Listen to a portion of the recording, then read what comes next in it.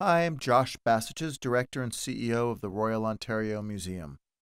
Welcome to this special online presentation of our signature lecture series, Rom Speaks. As we begin, I'd like to acknowledge that we are gathered on the traditional ancestral lands of the Wendat, the Anishinaabeg Nation, the Haudenosaunee Confederacy, and the Mississaugas of the New Credit First Nation since time immemorial to today. From fascinating viewpoints to thought-provoking insights, Rom Speaks presents the brightest minds and most compelling voices on ideas that matter across art, culture, and nature. Please enjoy this essential new addition to our Rom at Home digital programming. And I look forward to welcoming you back to the museum for more programs like this when it is safe to do so. What I'll be doing is showing you tell you a little bit of a story about my life and how I got into flower arranging. And I'll show a bunch of images, and then I'll make some flower arrangements. I grew up in Holland. I'm a third generation Dutch florist, and my great grandfather grew flowers in Holland. So it's like being the son of a baker or a butcher. There's no choice. You just have to help, and that's it. One of my most memorable bouquets I made was when I was 11, and I made a bouquet for the Queen of Holland. And my father thought it would be funny for a young kid to make a bouquet for such an important person. So that's one of my claims to fame, well, although he took credit for it. So, but the next day, one of the court ladies called him and she said, you know, the Queen was so happy because our Queen we're the tallest people in the world. So the Queen is tall, and she would always get one of these puny, tiny little tassi-massi arrangements, and it just looked ridiculous. You know, this big woman and a tiny little bouquet. So I, of course, wanted to show off, and I made a bouquet that was only greens, only greenery, and so a couple of white flowers. And she said, or the court ladies called and said, for the first time in the Queen's life, she said she was happy with the proportion of the bouquet, and I just wanted to show up. So that was very interesting. I'm born in Holland, as you know, and I moved to New York with $200 when I was 18 years old. My first time I came to New York, I loved New York so much, and I felt very comfortable because you can be very you can be very social in one side and completely incognito on the other side. And that I kind of liked, especially coming from a very small country. So I applied for a job with the Dutch Flower Line, which is now my brother's flower importing company. And they said, yeah, sure, we have a job for you. And they never expected me to actually come through, but when I finished my education in Holland, art history and graphic design at this school, it was an artistic school, I moved to New York the next day, $200, paid for my own ticket. My parents wanted to pay for it. I said, no, this one I'm doing by myself. And we stopped by the flower importing company, and we got out just to say hi. Got out of my brother's Ford Explorer, I believe it was, ugly color, burgundy, I think it was. Anyway, I heard this alarm and didn't think anything of it because you hear alarms all the time in New York. Then I walked outside, my suitcase was stolen, they got stolen, and they broke into my brother's car. So literally, the only thing I had was the clothing on my back. And that's kind of how it started. The American dream, really. But then I started working for the flower importing company, and Chris Giftos, the event manager at the Metropolitan Museum for 35 years, he came in, and he would come in And he liked me, because back then I was cute, I think. And he would ask me, Rem, all of this. And I was like, what? You want that bucket? No, I don't want that, but I take all the rest. So that was a little bit the buying power that Chris had for the museum. I started working for him in the Great Hall, doing the flowers. He didn't know I was a florist, but he asked around, and my name came up so many times because I worked for a Dutch flower importing company, and I think maybe after the Scottish, the Dutch might be the cheapest people. So I had to freelance, and so I worked around, and Chris found out from his friends in the industry that I'm a florist, and he asked me if I could help him in the Great Hall of the Met. And I said sure, and I came in, and there were a couple of letters. He made an arrangement, and he said, this is how you cut the branches. And I'm like, yeah, I know this already. I've been doing this all my life. And I couldn't wait for him to get off the ladder, but he told me, he said, you make one of the niche arrangements, and I make this one, and you make that one. Then he asked the development department to come down, and the director was there as well, Mr. De Montebello back then. And he said, guys, you've been seeing me making these arrangements, I think, for 30 years. Which one did I make, and which one did Rem make? And I've never seen very important people that scared to answer a question.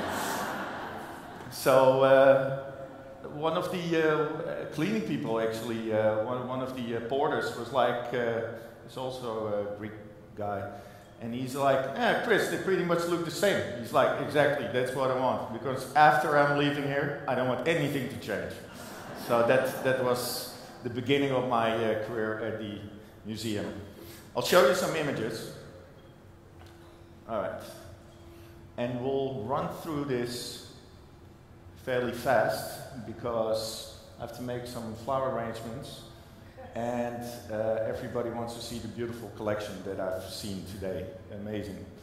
All right, so this is the Great Hall of the Metropolitan Museum of Art. The first thing I changed when I took over from Chris, and I had this idea already a year before when I took over. What we used to have to do is, with ladders, move around about 20 to 50 times, just to make sure that that center arrangement was in proportion and in balance. First thing I did and changed is I bought an industrial lazy Susan and I put it in the middle, under it. So now my assistant, I stand on one spot and then my assistant just spins it around. And that cut out about 45 minutes out of my routine. And Chris was a little annoyed. He's like, why couldn't you have told me that 35 years ago? And what I like to do is, during different times of the year, because we have people visiting from all over the world, and this is your first kiss hello to the Metropolitan Museum when you walk in. There's no art there yet, besides the facade itself. So I changed the flowers depending on the season. So this was the summertime. There are a lot of people from South America, from Africa, that are familiar with these plants and flower materials. And in the springtime, it's mainly like European or Dutch. That's blue hydrangea from Holland, lilies from Holland. There's a lady in charge of the information desk, and yeah, we all know the same person probably, because they're everywhere. And she complained about the fragrance of the flowers. The pollen, she said, the pollen. Well, pollen don't smell, and they don't move around if they're in the museum. They just sit in the flower arrangement. It's the glucose, the sugar of the flowers, that creates a scent. Anyway, Human Resources called me and said, Rem, can't use any lilies anymore. I said, oh, that's very difficult because in the winter time, there's nothing really alive, so it's very hard for me to make it look showy and museum-like without having some real flowers. So what I did not too long ago, I put in artificial lilies, and I didn't tell anybody. And, of course, the same person called Human Resources and complained. And I was like, okay. And then I told him, I said, Rem, we discussed this. You cannot use lilies because of the allergies and blah, blah, blah. So yeah, okay, fine, but they're artificial. And then now I'm slowly fighting back, and hopefully this year I can use real lilies anymore. Because it's all mental with this lady, with this mental lady. Forsythia, springtime is really my favorite time of the year. I just use a ton of flowering branches, and it looks showy just by itself. That was also the springtime. Rhododendron. Okay, physalis, or Chinese lanterns. The Japanese people like to say Japanese lanterns, so there's a little battle there. This was a very, very heavy pumpkin. The biggest one I used, and I had riggers from the museum that had to put it on. People took their Halloween pictures in front of it, and because it was so popular, people requested if I could keep the pumpkin on 1 more week. I said, yeah, okay, fine. It was the first time I did it that year. It was not, I'm not sure if it was this arrangement, but I do it every year. And a day later, I got a call from the information desk that fruit flies were starting to fly around. I said, that's not good in the museum. So the exterminator came, and yeah, of course, there are tapestries and priceless artwork everywhere. You don't want fruit flies. So I was called over, and I came with my staff. Me and my worker, we got on the ladder, and we lifted it up, and the guts fell out. And so I was completely, yeah, if you know that smell, that's a smell you never want to smell ever again. So I'm stuck there at the museum. I didn't have clothing. I went to the gift shop and I bought a t-shirt and went home right away. So now even if people beg me to keep it, it's never going to happen. So just, yeah, we do all the events at the Met as well, and at the MoMA, and the Philharmonic, and the Opera, and big, yeah, wealthy clients, etc. So that's, this is the, there we go. This is the Great Hall, and that's the balcony. It's a function. And that is the Félix Blanco Spanish courtyard. So this is more like a garden-like style. So you see a lot of different styles. To me, an event should always be in harmony. I'm not big on the 80s color contrasting of purple and orange, for instance. That is not my thing. Right now, the style or the trend in flower arrangement is more natural, like if you made it yourself. That's why you see a lot of business or people getting in business now that have no idea what they're doing, because anybody can do it in that manner. But yeah, earlier today I was talking, and one of my clients, a billionaire lady, very well known. When I would come to her house and I would put flowers on the table, first thing she would do was like pull all the flowers out. She said, what are you doing? I said, well, it looks too perfect. I want my guests to think that I did it. Like, really? All right, that's the Petri court of the Met. And even color contrasting, this was a ladies' luncheon. So my designs go this far. I'm a little bit of a yeah, dominant over the kitchen, over the caterer, the lighting company. Everything should be in harmony and jive well and look right. So you see the black and white toile, then even the dessert plate. There's the black and white with the pink in the plate. And yeah, the same here. So I really use these are actually boxes that I cut myself and I stapled fabric around it. It's probably the cheapest vessel I ever used. But it works back to the water glass, same fabric as the seat cushion. This was for an event for Bulgari, the flagship opening on 5th Avenue. And I made these custom tables, and I didn't use any flowers. So these were custom tables that were connected. If you have two rectangular tables, you have 4 legs together, so nobody can sit there. So I pedestal legs every 16 feet, so people could sit there.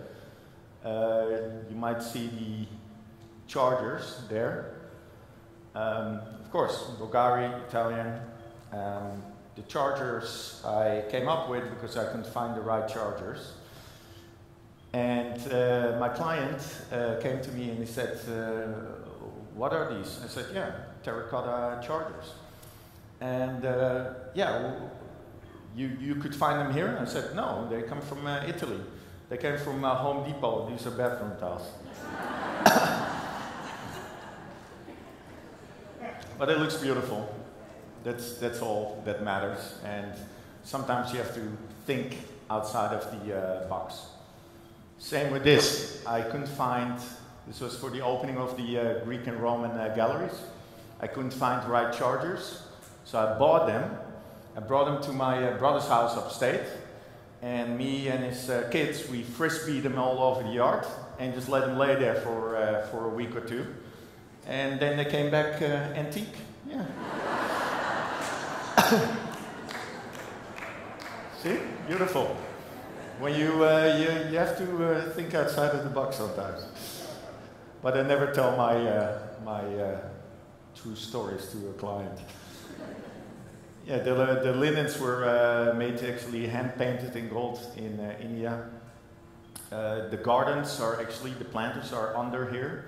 So I covered it, put hedging around it. Of course, somebody drinks too much wine, you don't want them to fall. So it looks nice. Laurel garland, which of course the Olympians wore. Right, this is one of the few times that you see me at work. That's not true. All right. So this was for Chateau Haut-Brion, and we had 9 wines from 1902 even. So every doily on the bottom here has the name of the vineyard. They sent a mini cave over a year, half a year before, so they could ship the wine and the wine could rest. Cool thing about this, oh yeah, the linens, gold threading I made in Paris. And every person had their own waiter, which was cool. You see? Here we go. And of course, where you have free wine, certain people show up. It's the same space. Very nice and bright. So you see the transformation that I do. It's very important to me that table conversation is very important. You don't want some big obnoxious arrangement in front of you, because then, yeah, you can talk to the person in front of you. So I made these pedestal tables, I cover them. The flower arrangements, it's piping that I built into the table, so it's really clean and it feels like it's floating. It's more of a classic event with amethyst and gold. So I had those linens made. My God, you don't want to see my warehouse. I have so much stuff, it's ridiculous. During one of my lectures I said I have so much stuff, and they said, well, what do you do with it? Well, if I don't use it for a year, I try to get rid of it. And there was a troubled teens home, in Greenwich, Connecticut. I didn't know there were troubled teens there, but he asked me, sure, we would love to have your sofas or chandeliers. So I made it look like a nightclub. I'm not sure if that was the best design for troubled teens, but these stands I had made as well. So at eye level, you can really see across. Everything was gold. These columns are about 16 feet tall. So, you know, anything in the Temple of Dendur at the Met, this looks like an ice cream cone. But it's just impossible to deal with the scale. Beautiful pillows, so all the stuff we make custom. This was a launch of a show, Smash. And this is black bamboo, and I cut out sections and put orchids in the holes, because in the wintertime it's impossible to have tall flowering branches or anything that looks good.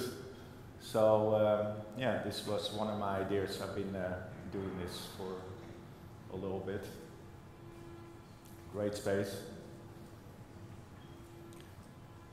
And all gold, callas, a little bit more contemporary, clean, and you see everything is in harmony. That's very important to me. Nice, this was for the former president of the museum, the previous one. Emily Rafferty, so I did it more soft and muted and very pretty. See? It's nice. Art Deco, this was in Lincoln Center. It's an all Art Deco kind of look. This was at the MoMA in the cafeteria, so I used the cafeteria tables. If you look behind here, behind the curtains here, you can see the cash register and the cooking station. So I can make a ballroom out of a pizza parlor, I sometimes say. This was beautiful. So this was Gotham Hall. I did a lot of draping, the truss lowers. So I did draping on the truss. It was an old bank building back when people still had the idea that their money was safe in a bank. But it looked very soft and beautiful. Metropolitan Club. This was a wedding. You see in the middle of the table, I used bananas, green bananas. And I didn't tell the bride or the mother of the bride because it was a very theme-like event. I did chocolate brown, ivory, and green. And I thought these bananas, they're going to make the whole table. And yeah, of course, I can say that to a bride. I'm going to put bananas on your table for your wedding. Like that, no, that wouldn't fly. Thank God in my contract I do have a clause that I can do whatever I want. So that's good. This is the same space actually. And what I did, you can see the ceiling. So I visually lowered the ceiling by bringing the blue down. So instead of it looking like a stuffy men's club, it felt very inviting, beautiful. This was a Jewish wedding. Instead of always covering the aisle itself, why not cover all the guests? So that's what I did here. So everybody feels special. This is the Pierre Hotel, a very stuffy hotel. I covered every square inch of this place, carpeted the whole place, fabric everywhere, custom tables, and I just used white Japanese sweet pea. One of those bunches, wholesale of the sweet pea, is about $125, so it's not nothing, and then I didn't even make money off it. Now you can see what lighting does. If everything is neutral and white, then you can blow it out in a color and completely transform the room. This was behind the bar. This is only 20 inches deep. So I had mirrored lucite in the back and semi-mirrored on the front. And it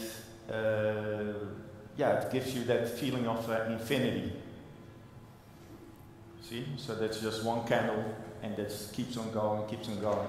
I'm sure some of the mainly gentlemen that were there, they must have looked at it and like, all right, let me cancel my drink. I think I've had enough. But it looks great. The symbolism too with candlelight is beautiful. This is, for a boy, 14 years old. He hired a famous musician. Alexander was his name, Club A. My son's name is Alexander, so I took the sign. And I hired bouncers, big bouncers and all the kids have backstage passes, and no parents were allowed. Still, I arranged for adult, older kids to kind of keep an eye on them, because it gets out of hand sometimes. Yeah, why not hot air balloons in the Waldorf Astoria? This was for a party food allergy initiative. So I made those balloons. People with food allergies often have other allergies, so I really don't use flowers.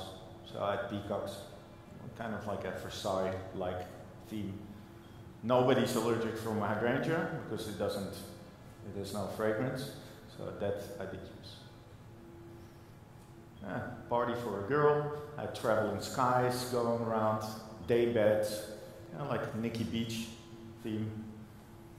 All very cool, pretty orange flowers. And this was for the biggest bank in the world. The chandeliers are made with real flowers, and they're about 12 feet tall. Yeah, they weighed a ton. Yeah. Cool. All right, top of the rock. Very nice. I just want to keep an eye on the time, and it's jumping all over the place.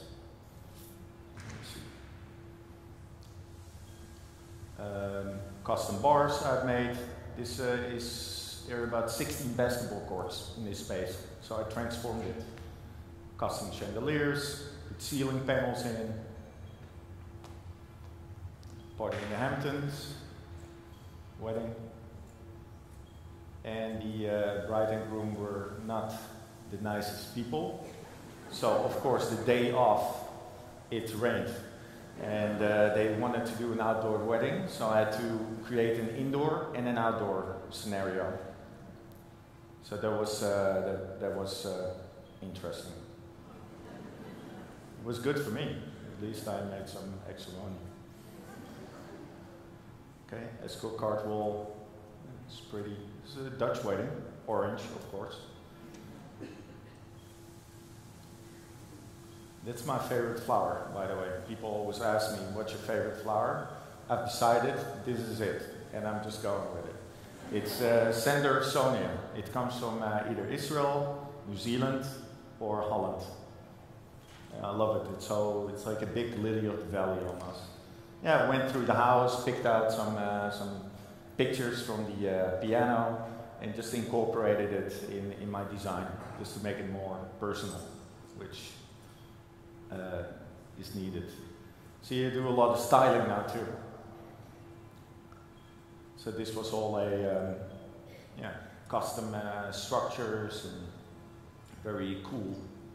That's kind of this is more or less the look that people want now. I had welded these chargers, metal, sheepskin on the seats. Yeah, looks cool. This was for a client, so you see the lights. So imagine if the light would shine, what it would light up.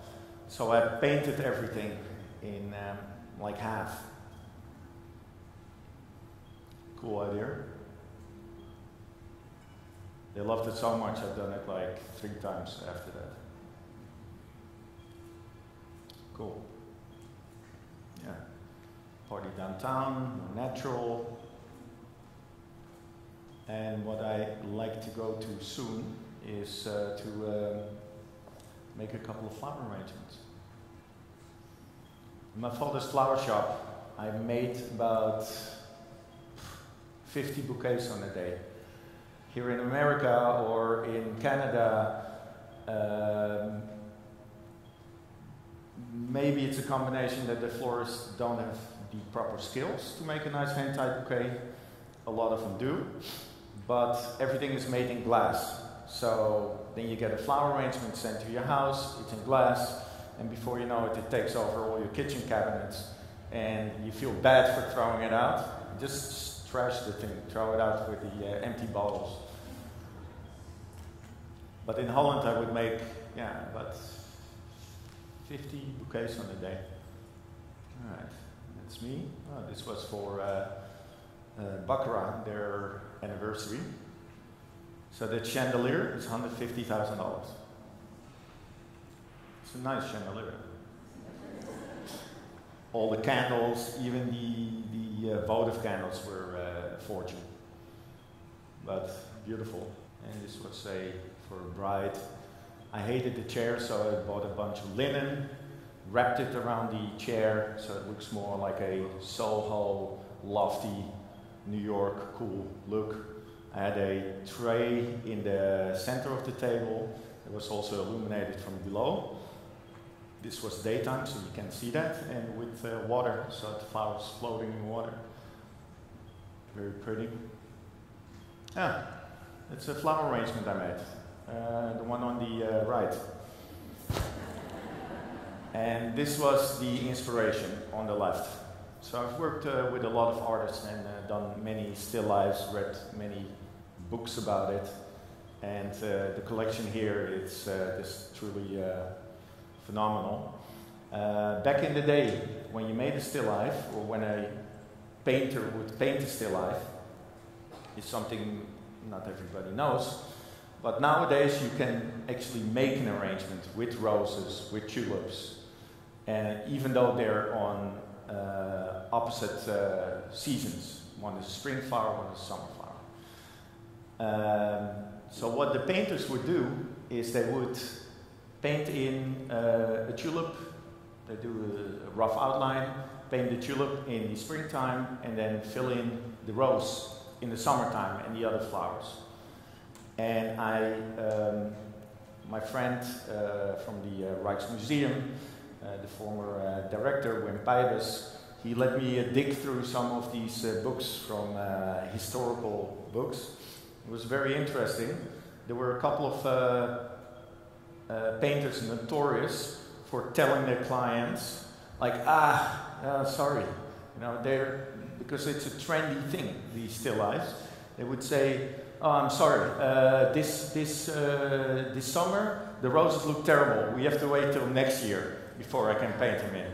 So just to get all the orders in and not finishing the actual work. And that's what they did. It's like contractors nowadays, kind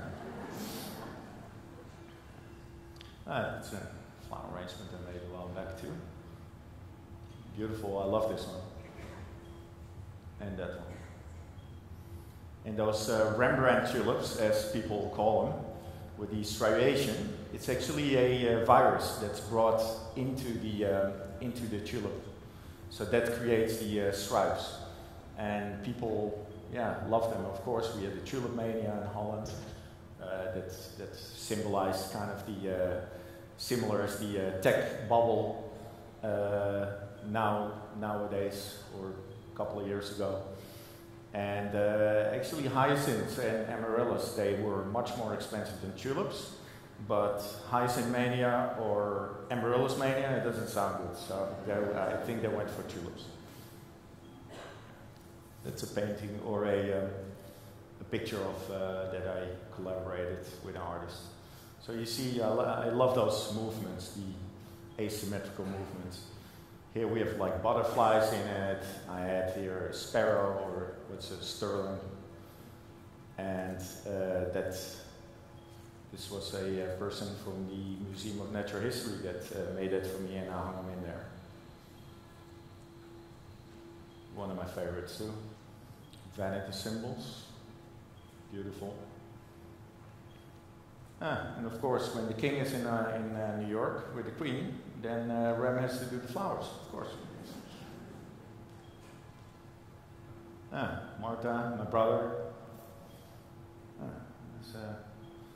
Been on the show a couple of times. All right, good. So let me make a couple of flower arrangements. Thank you.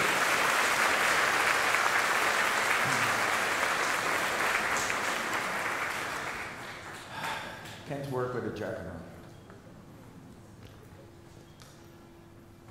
I think what I'll do, because it's always hard for the audience to see, I make a beautiful arrangement and then I turn it around. I'm going to stand with my back towards you. Beautiful hydrangea. Actually, it was a little hard with the importing the flowers directly from Holland over here.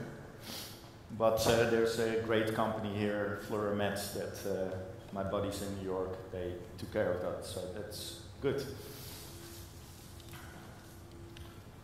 All right, here I have some Viburnum tenuis, beautiful, or steel berry, as they call it.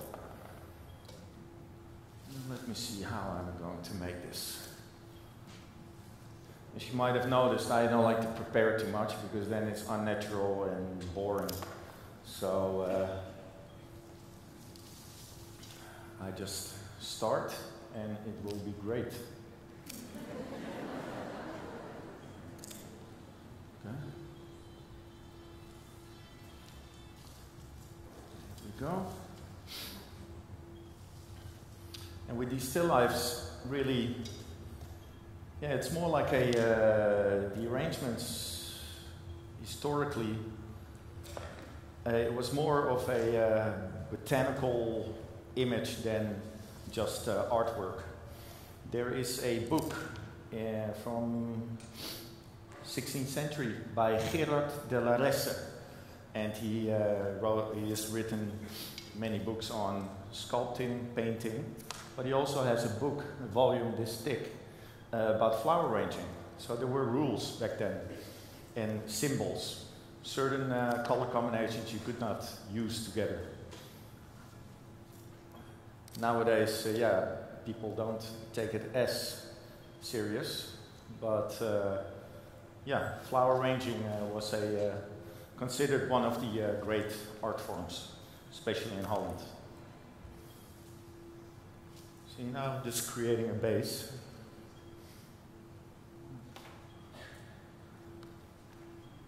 See, where's my knife?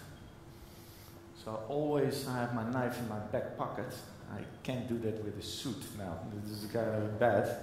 But I keep it in the back, open, and then I whip it out. So it's always in the back, and because once you throw it down, you have to look at it again and pick it up and see what's the cutting side, and it takes away time. My first test is when I have people in my studio making the flower arrangements for an event. If I hear this the whole time, you're out. That's it. Then you're not functional. You're costing me money. And I tell them that too. I scream from my screaming. I'm not that bad. From my mezzanine level downstairs. Like, don't drop that knife anymore. Okay. Beautiful hydrangea. Here we go. Hydrangea hortensia. That's the name. Cut them in a 45-degree angle. If ever you have hydrangeas growing in your garden, and they're drooping, what I've learned from my dad is you cut it in a 45-degree angle. Then you put it in hot water for about a minute, and then you put it in cold water right after that. Because then the capillary reaction happens. So the center here is cork, basically. It's cellulose. And the capillaries, which are almost like tubes that the flower drinks through, are on the outside. So if you put in hot water, they expand, and when in cold water, they contract. And I never dip hydrangea in water on the ground because any living organism creates heat as a byproduct. So if you put this in water, the head, it will rot in between because there's no aeration. What I do with hydrangea or lilac, I put like a Bounty or tissue, wet tissue paper on top, so it can absorb what it wants and it can leave the rest. With lilac too. Lilac, I cut it 45-degree angle, a vertical cut, and I wrap it in wet newspaper, and I put it in hot water and cold water again, so it perks up. Now keep in mind that if you have white lilac, don't try it, because before I did it, I wasn't thinking, and I could read the New York Times from the lilac, so that didn't work. Purple lilac is fine. Okay, that looks nice so far. Okay, let's see what we got. Delphinium, cutest thing I saw. This is from Holland. It said this is the Delphinium kissy from Westerdorp, which is near my house, and it's the couple that grew the flowers. It's on it. Very silly. It's like, why put your own face on the flower? It makes no sense.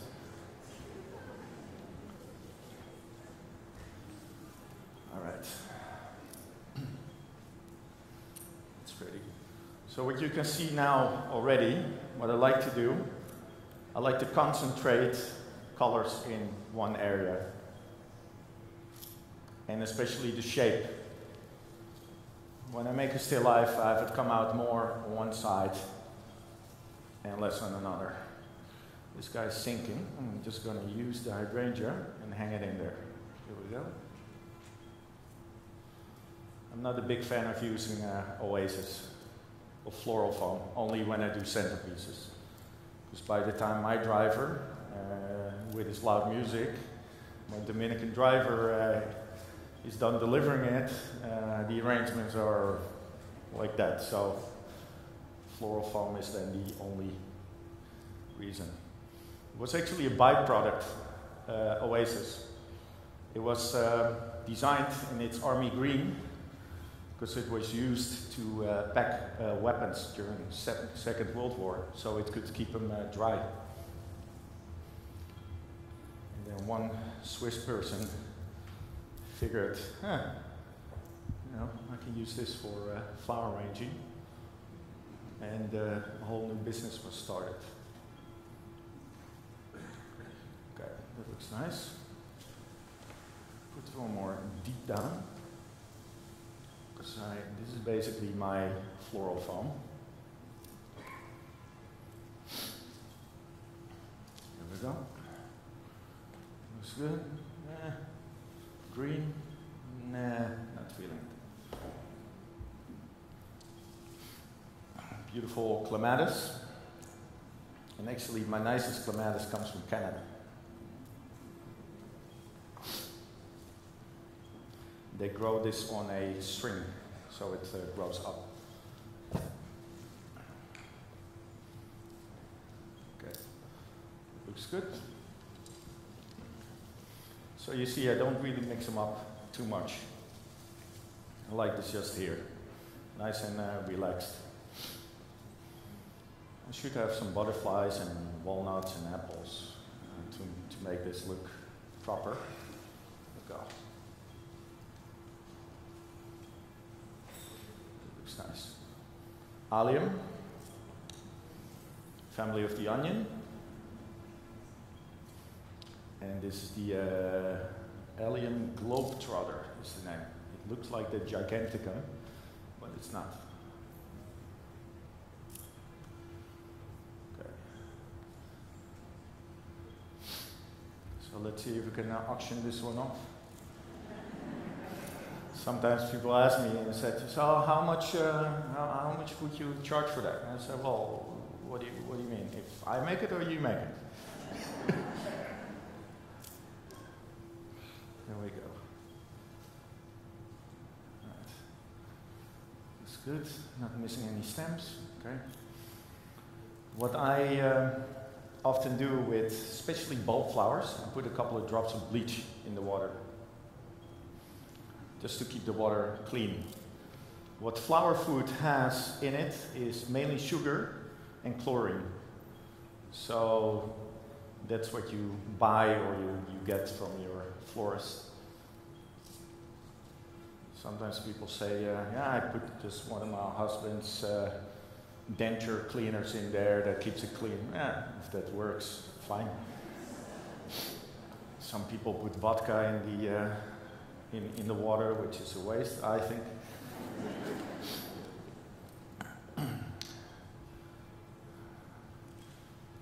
All right. It looks starting to look like something, right? Beautiful dahlias. They actually are Canadian dahlias. It's full dahlia season right now. I love them.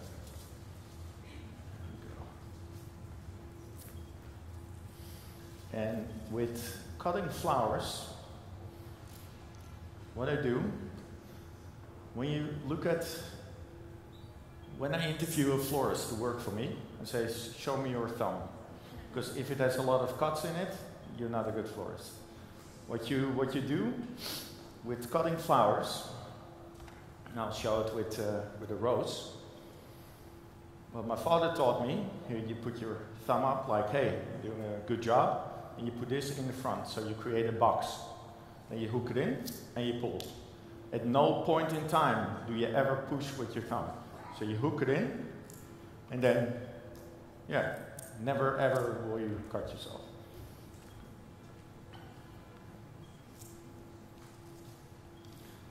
Well, let's see.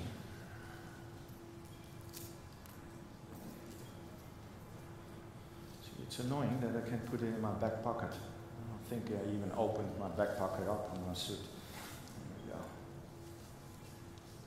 Okay, it looks good. Using maybe one or two of these. This green trick. And does anybody know what a green trick is? Probably the florist know. It's a dianthus, which is a carnation. So the center of the carnation has been overly developed in order to create that puffy look. I never tell my clients that, because they are like, okay, I'm using carnations? No, this is not, it's not good. Okay, stick that there. I think it's almost done. Maybe to balance out the green on that side, that helps.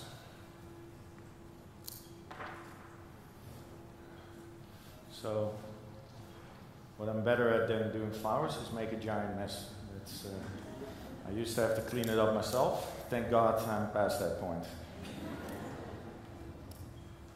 Okay.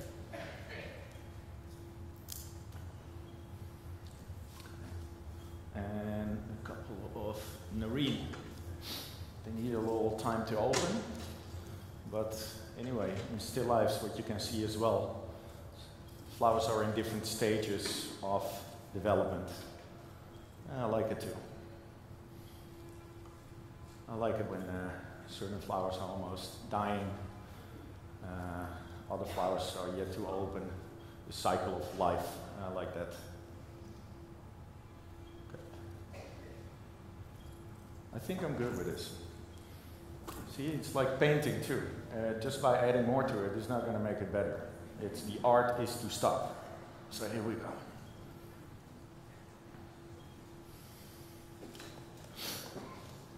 Okay, that's good. Thank you. Thank you. Perfect. I'm going to make one quick bouquet, a Dutch hand-tied bouquet where I made so many of. The only thing I have to do, because I always forget or I do it too late and then I have to do it with my teeth. Instead of using twine, I like to use rubber bands. So I put one into the other and then I pull them together to make them longer. Okay, let's see. A couple of those. It's fine. Get rid of this. Put it right there. Some flowers. Roses. Here. Some lady's mantle. All right. Just cut some of the stems off because it's too long and it's gonna get annoying. Problem with this though is even if I make one or two bouquets, my hands start cramping up already. I'm not used to it anymore. Here we go. So I'm crisscrossing the stems, but all inserting them from one angle. This is my base, the hydrangea. Okay. 4, maybe 5. Uneven numbers are usually better. I always like to use odd numbers. After the number 8, your eyes can't tell anymore how many flowers there are in there, so that rule completely disappears. But I never use really number 4, because then it looks to me like the eyes on a dice, like 4. And we've been trained in school not to think creative anymore, but mathematical. So then you right away start dividing it in your brain in 2 groups of 2. Add some spray roses. So you see, I'm adding all the flowers from one angle, because if I don't do that, within no time, my hands will be full and then twisted. So instead of trying to force it through your hand, I add it from the side.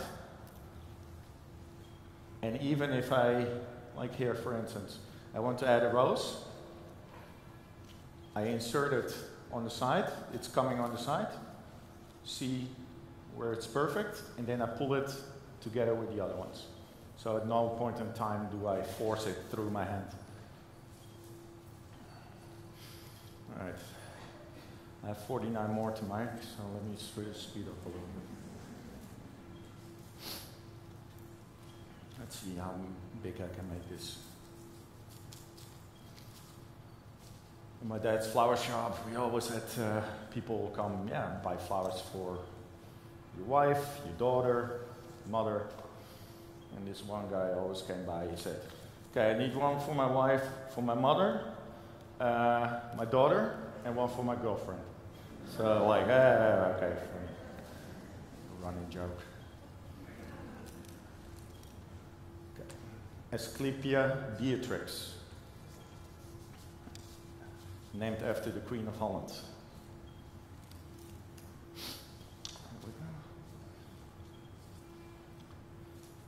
I'm adding it, and if I want to take a break, I'll just wait for a second and then I'll continue.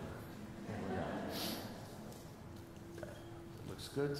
Gather it with the rest I've been doing.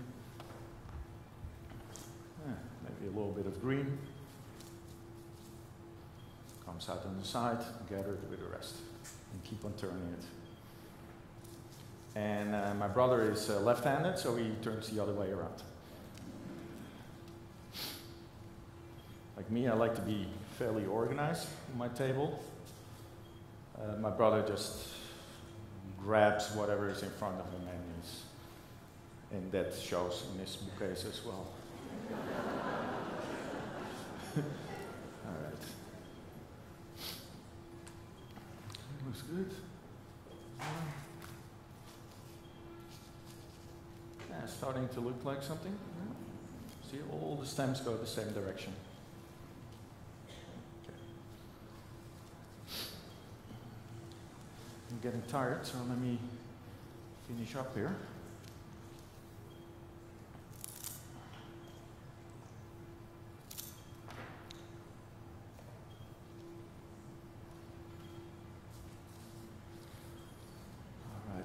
Crespidia or billy balls. And I like this. So they almost look like little bumblebees flying over the bouquet. They're cute. And if you buy them ever, they dry in and stay exactly the same color. They don't rot, which is nice. I think those are the only flowers I have in my house right now. There we go.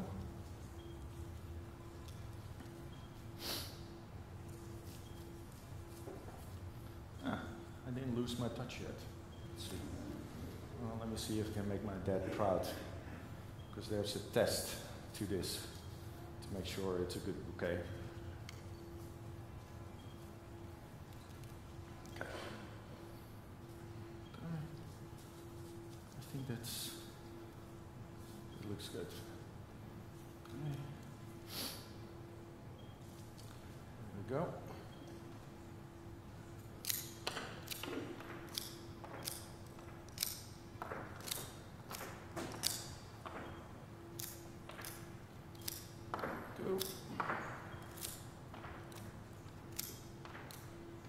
Cutting it off kind of straight. Okay.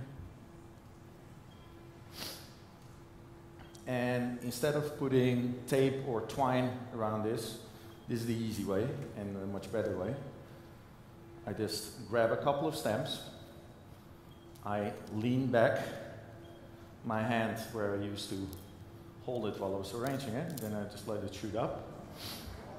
And then at home, what you would do is, before you put it in the vase, you just cut off the rubber band, because the elasticity just keeps it nice and tight.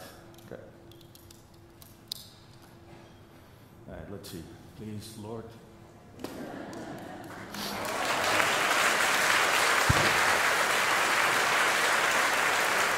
Thank you.